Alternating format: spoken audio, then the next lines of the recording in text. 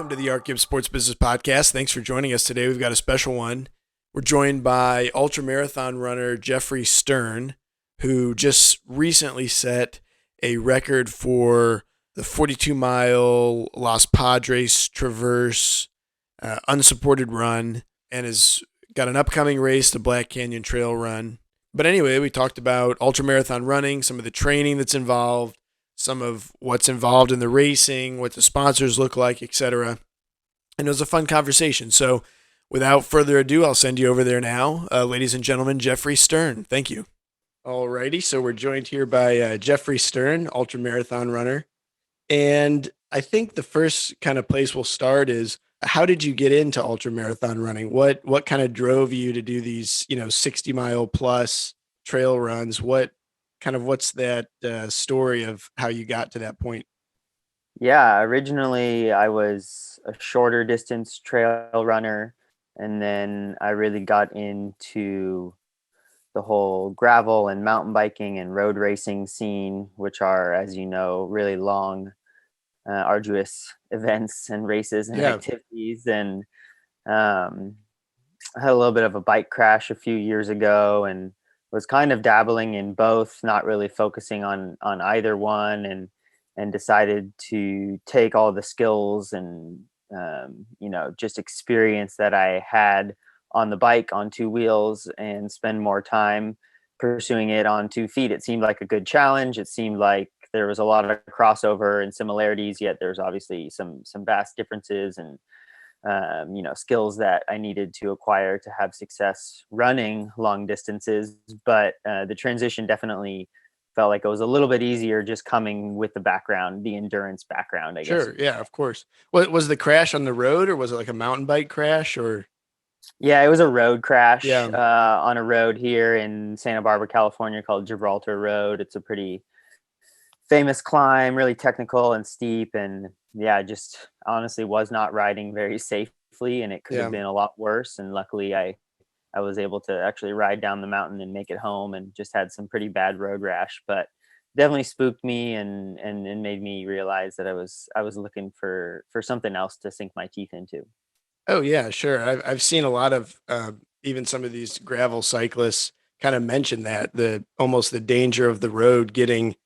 It seems like it's increasing almost. I mean, I had a friend who rides a lot of road, and he literally is just coming off a crash where he was life flighted into. I mean, it's crazy, and it's not something you think when you're doing your training log or thinking about how many miles you're going to ride a week of that kind of danger on the road. Yeah, how's your friend doing? He's good now, Okay. yeah.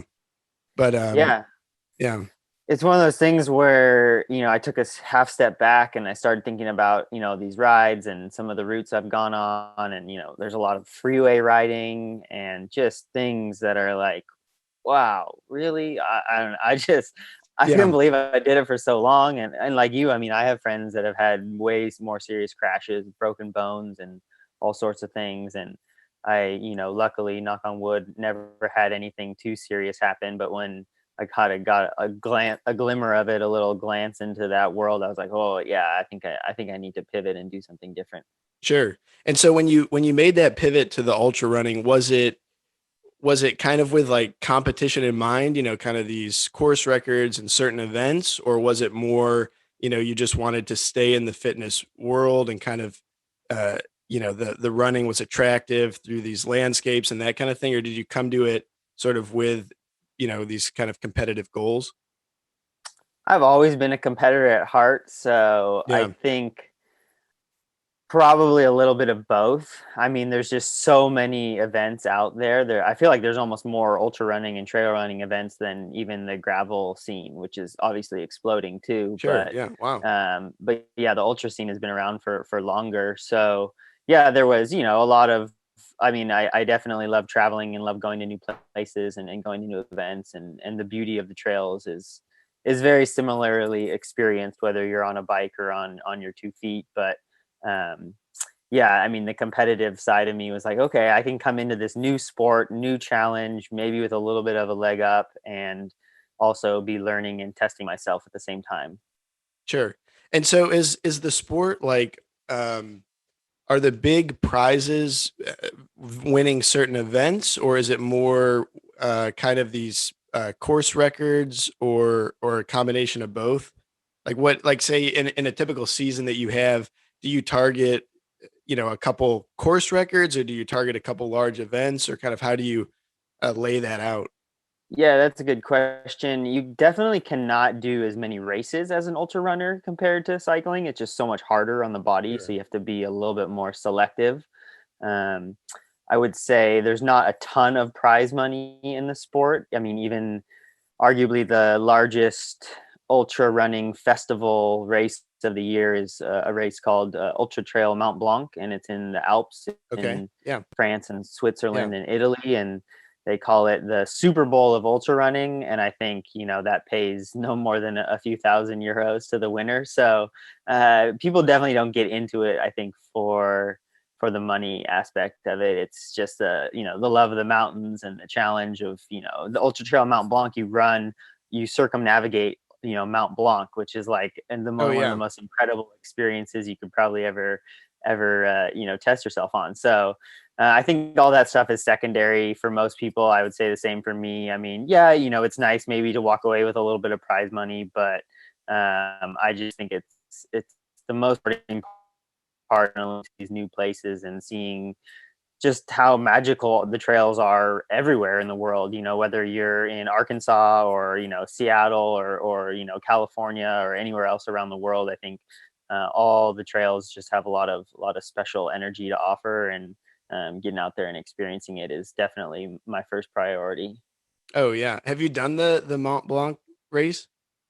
I was planning last year to go Yeah. there and do one of the smaller sister races. So it's like a week long festival that has 4 or 5 different race distances, and the big Okay. UTMB one is the one that goes all the way around the mountain, and that's at the end of the week. And then during the build up, there's these shorter races that happen, and I was going to go and do the kind of the intro one, like the shortest one, which it's still an ultra. It's 55K and Sure. really Yeah. technical, and doesn't go all the way around the mountain. It's a little bit of a different route, but yeah, I'm excited. I just signed up, so hopefully it'll happen this year, and it'll be my first experience at the UTMB festival. I've just heard amazing things, and Oh, that's people come awesome. from all over the world, and my intention would be, as I continue to get into the sport a little bit more and develop skills and build my endurance, would be to go back like every year and just slowly step up until maybe year 4 or 5 when I do the actual big one. But I think it'll be that much more enjoyable having gone every year consecutively, doing the shorter ones, learning the trails, learning the ins and outs of the festival and the races, and then kind of culminating with the big boy. Oh yeah.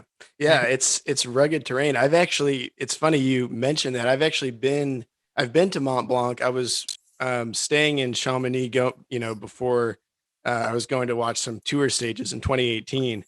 And the people we actually stayed with, it was like a bed and breakfast, and they were both ultra marathon runners and had done that race. And you just strike my memory with that. But yeah, we were like sitting at breakfast and they were telling stories of, running and falling asleep mid run and waking up and realizing like they were still running the whole time they were asleep, which Yeah, I don't even know how that's possible.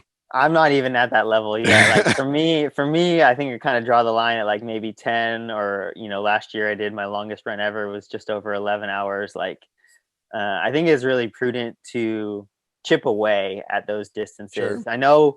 I know people jump in and do a 100 miler or something even longer in their first year of doing it, and I just think it's best to just slowly build up to that and really appreciate each step along the way, and that's kind of the approach I'm taking for myself. Sure. So what is the training like? You're a coach as well, right? I am, yeah. I Yeah. coach high school cross country, which is obviously completely different than ultra running, and then I Sure, yeah. also So also what have what my are some of the differences? Like just for kind of people out there, just if you're training for a 5K, 10K or something like that, um, versus trying to get, up into a 5 hour run or something like that. I think the key difference is the volume of the running is way less. Like you don't need to necessarily go on a hour 90 minute midweek run. You can kind of Sure. get away with shorter runs. Um, And then also you probably do a little bit more speed work when you're training for cross country, because a lot of it is done, pretty close to threshold when you're in those types of races, right? They're 15, Sure. 20, 30 minutes long.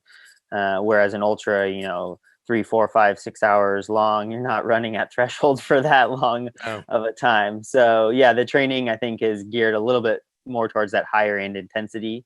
But that being said, they both require and you benefit as an athlete and a competitor with a strong endurance base. So oftentimes I find myself, in a typical fall, jumping into some cross country races at the end of the year when I feel like I've been doing a lot of longer, slow running.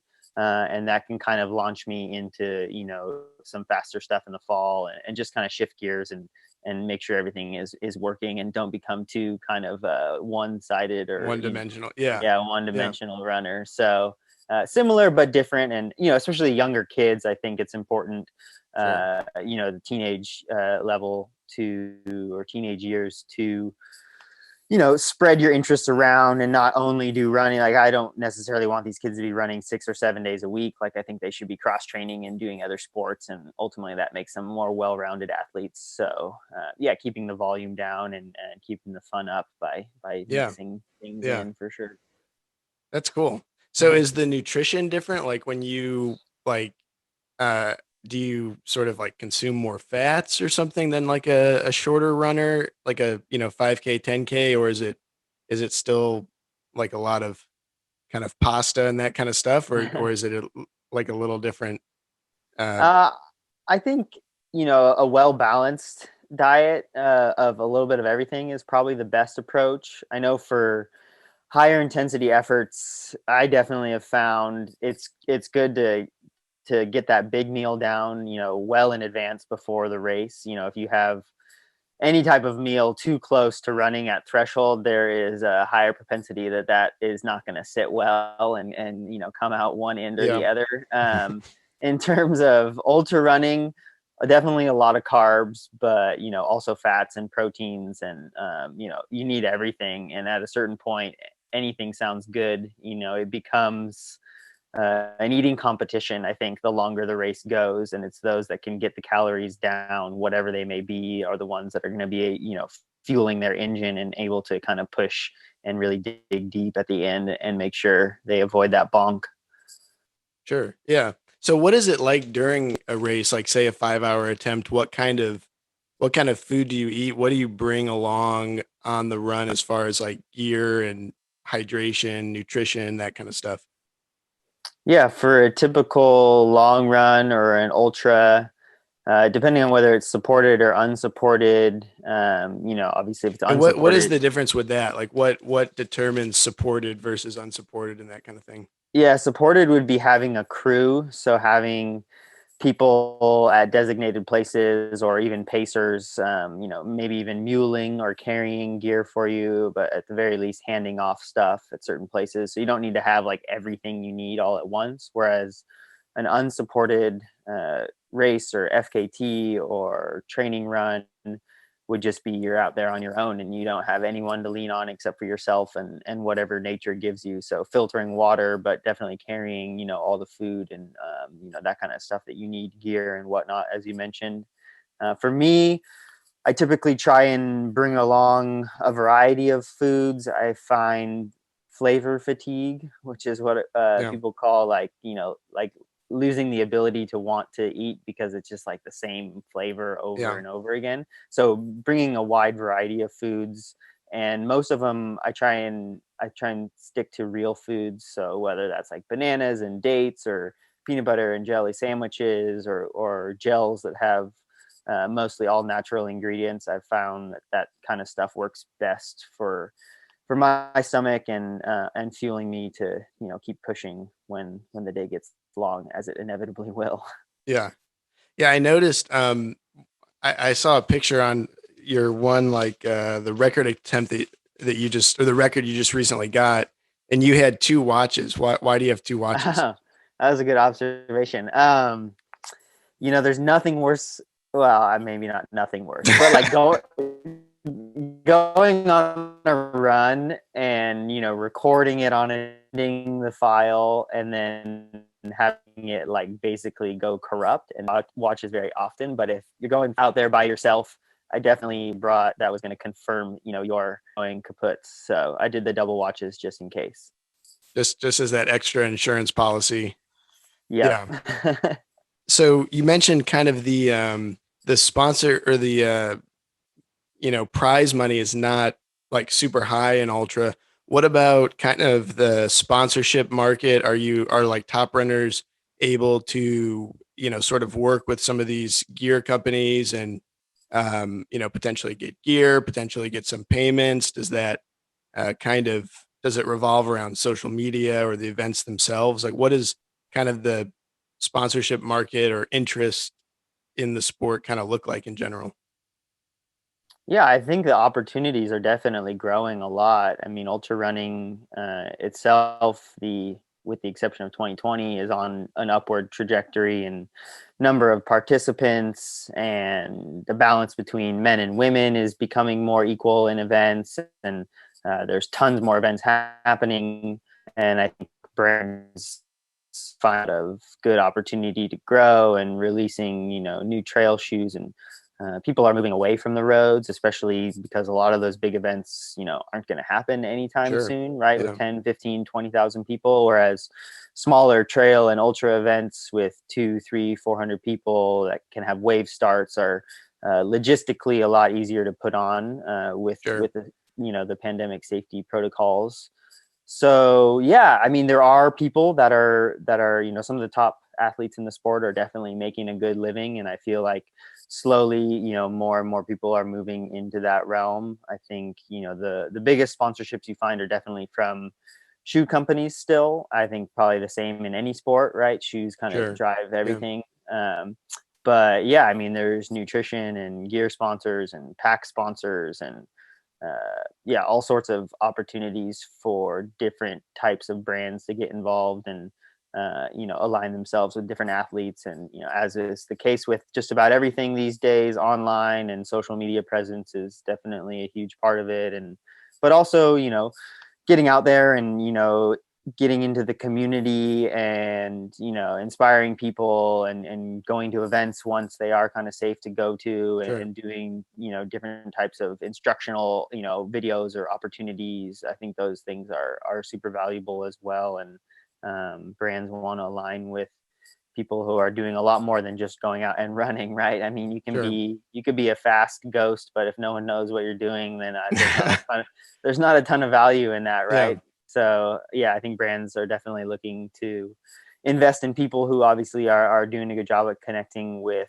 their online communities, and also just people in the greater running world, because they realize that it doesn't matter whether you run on trails or run on roads. I mean, there's an opportunity that you could, get kind of sucked into the sport and become a fan pretty quickly, because it's a really accessible activity, right? Like you just need a pair of shoes, or I mean, there's some people that run barefoot, so you don't even really need shoes, and you Yeah. can be a runner.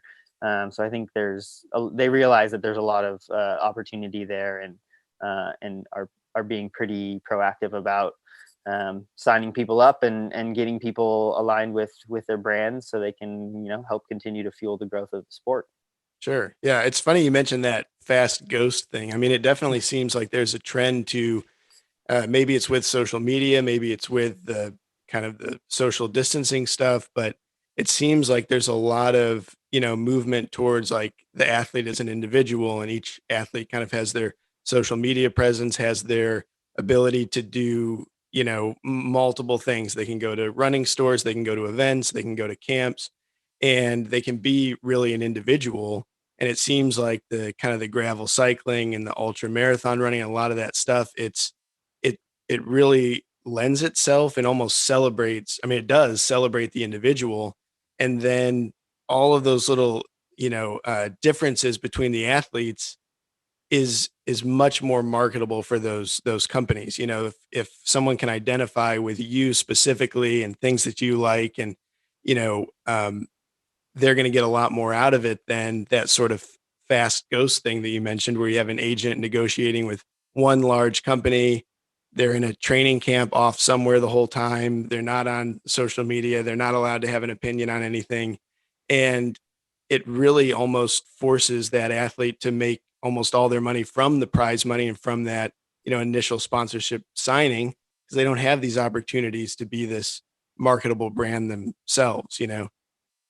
It's kind of like the old like Jay-Z quote, like I'm a businessman. And it's like now with this kind of social media and this stuff, it seems like so many of these, you included top athletes, you've got your own profile, your own individual, sponsorships and different things that you bring to the table. Yeah, I think it's really cool. And I think, trail and ultra runners do a really good job of sharing the highs and the lows of training and, Sure. everything that's going on in their lives. I think some of maybe the higher level athletes from some of the bigger, top four sports or whatever you want to call it, maybe are a little bit more reserved and not as open to sharing or, being contacted by just the general public. And I mean, I love, I can't speak for everyone in the ultra world, but I feel like a lot of us are the same. As I love when people reach out and say, "Oh man, I saw, this video or this podcast that you did. Like, I love to ask you questions, or do you have any insight on this?" And I'm all about helping people. The That's more the awesome. merrier. Yeah. So I really love connecting and trying to help other people get out on the trails and, chase after their ultra dreams, or even if they're just, trying to run a half marathon for the first time in their life. I mean, that's a huge stepping stone and you can go so many places from that. So I'm always open to, random people reaching out. I think it's Yeah. it's super cool that A, people have the confidence and interest in doing that, and then B, meeting them there and being willing to, help in any way that I can. So I think that's a really cool element about a lot of the athletes in our world is we're all just regular people too. We talked about sponsorships kind of driving a few of the top athletes at the sport, but I think most of us still have, you know, quote unquote like regular jobs or other things Sure. going on. And it's just a piece of our lives, but it's definitely I think it rubs off in a lot of different elements that kind of make up what I do. Yeah. Yeah. Yeah. That's awesome. Well, do you want to talk a little bit about the Los Padres Traverse record that you set? Maybe a little bit about um, your training leading up to it, and then maybe what it was like on the day. Sure. Yeah. The Los Padres Traverse FKT was a point to point across this national forest that's just behind Santa Barbara, which is where I live. It kind of fit in perfectly with a training block that I was doing or that I am doing for a 100 kilometer or 62-mile race in Arizona in 2 weeks. And Okay. I really wanted to get in a decent long run where I just spent a lot of time on my feet, and the terrain is similar. There's a lot of downhill running on this Los Padres Traverse, and the race I'm doing in a couple weeks has a lot of downhill running. So it fit in perfectly, and I did it far enough out where it gave me a chance to recover and still get in a little bit more of a training block before this race. But yeah, leading up to the actual FKT, I was just doing, a bunch of volume and mixed in with some speed workouts, and really just kind of took it down for a week. So, brought the intensity and the volume down, What and kind of then mileage do you do? When you say a lot of volume, what kind of mileage is that? Like maybe on a weekly or kilometers? yeah, I mean, I guess it's all relative. A lot of volume for me is right around 80 or 90 miles. So I think I did about a month of that straight, which is Okay. pretty Wow. Yeah. good. I mean, I know there's guys out there that do 100, 120, 125. I don't know that that's necessary for me, but I think that's kind of the beauty of training and running is you're always kind of tinkering and figuring out what Sure. works for Yeah. you. And I would just be too beat up if I did that. So yeah, the 80, 90-mile range has me feeling really, really fit and fast and a good endurance base. And yeah, I had been doing a lot of, what I would call like medium long runs where like, 2 hours I could just bang out no problem, maybe 3 hours on the weekend. And then I thought it was going to be super important to get in like one of these 4, 5, 6 hour long runs. And so yeah, just kind of built up to a good place about a week out, and then had a pretty light week. So I guess a light like, work week, Monday through Friday. I only did about 20 or 30 miles, and then did the Okay. FKT on Saturday, which was about 40 miles, and then actually went and did like a 10-mile run on Sunday, the day after the Yeah. FKT. So, um, but yeah, the actual day of, I mean, it's actually pretty surprising how far away the start was from where I live. I mean, as the bird flies or crow flies, it's probably only 50 or 60 miles, but it was about a 120-mile drive. You had to go all the way around Wow. the Los Padres, which is a pretty big national forest that runs all the way from LA to Monterey County, which I don't know where most of your listeners are from, but that's basically the central coast of California. So in between San Francisco to LA. So it's a huge national forest that a lot of people don't really know about just because there's, the Sierras and, Sure. all the different places in California that are a little bit more popular. But yeah, it was a pretty early morning start and long drive, and it was definitely cold for Southern California. I think it was low 30s, and there was some leftover snow from a storm that had happened a few weeks Perfect. before, which slowed me down some, but added to the kind of adventurous spirit of FKTs and trail and ultra running in general. And kind of the first 12 to 15 miles is a big climb. They get to a peak.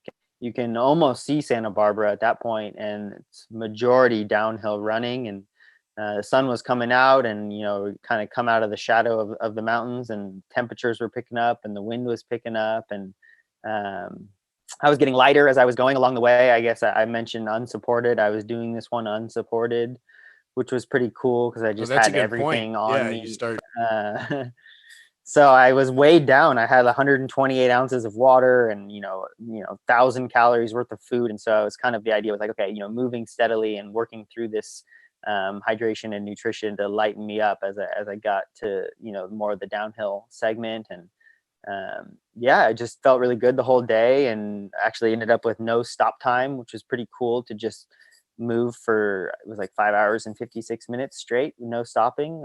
Definitely the longest no stop time Yeah.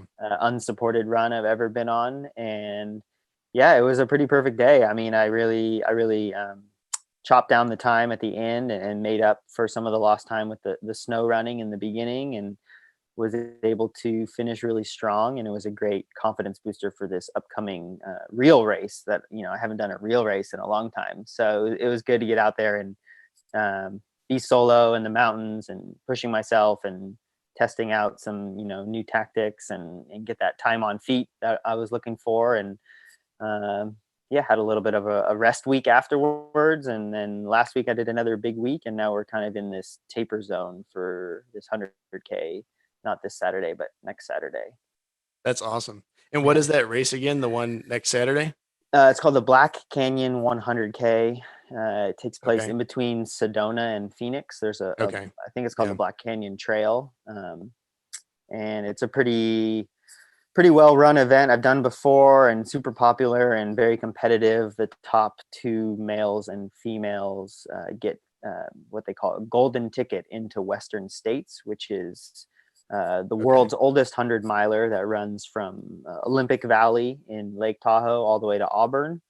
And it's a really hard one to get into, and so it's pretty special to be able to do a golden ticket race, which Black Canyon is, and aim to get in those top two spots, and then get a special invite into this 100-miler. So that's the goal. That's what I'm shooting Yeah. for. And there's Awesome. another solid, probably 50 or more people that have that same goal. So the competition is going to be stout, and yeah, I thrive off good competition. So I'm really looking forward to it. And all this training and the FKT we just talked about, it's all been pointing me in the right direction, that things are going good, and I feel good, and super confident, and really, really excited to get out there and see what I got on race day.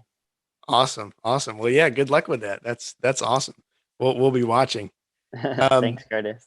yeah, so that's kind of the basics of what I've got. I really appreciate the insights there into the ultra running life there. Is there anything you want to add, kind of as we finish up here?